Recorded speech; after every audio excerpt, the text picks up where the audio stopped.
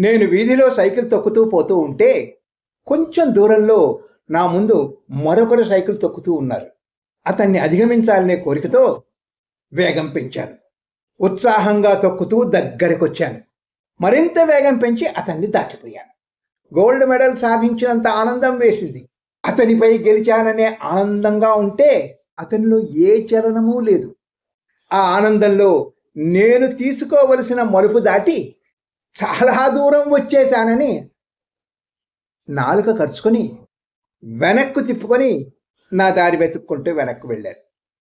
మన నిత్య జీవితంలో జరిగేది ఇదే కదా.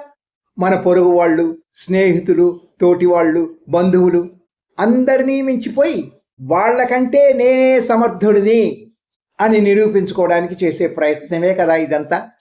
మనం వాళ్ళ వెంటబడి మనం వాళ్ళని దాటిపోదామనుకుని మనమే దారి తప్పుతున్నామేమో. అనారోగ్యకరమైన ఇటువంటి పోటీలు ఎప్పటికీ అంతం కావు. ప్రతి స్థాయిలోనూ ఎవరో ఒకరు మనకు ముందుంటారు. ఒకరు మనకన్నా మంచి ఉద్యోగంలో ఉండొచ్చు.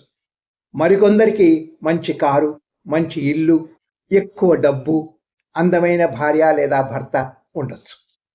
చదువుల్లో కూడా ముందుండొచ్చు. జీవితం మీకు ఇచ్చిన అందం, పర్సనాలిటీ, ఎత్తు వంటి వాటితో తృప్తిపడండి. ఉన్నదానితో గర్వంగా ఉండండి. అన్నిటికంటే ముందు ఆరోగ్యంగా ఉండండి. ఏకాగ్రతతో పనిచేయండి. మన గమ్యానికి పోటీ లేదు. మీ పరుగు మీదే. మీరెక్కడికి వెళ్ళినా మీతో పాటు మీ ఉత్సాహాన్ని, మీ కాంతిని తీసుకెళ్ళండి. Good luck.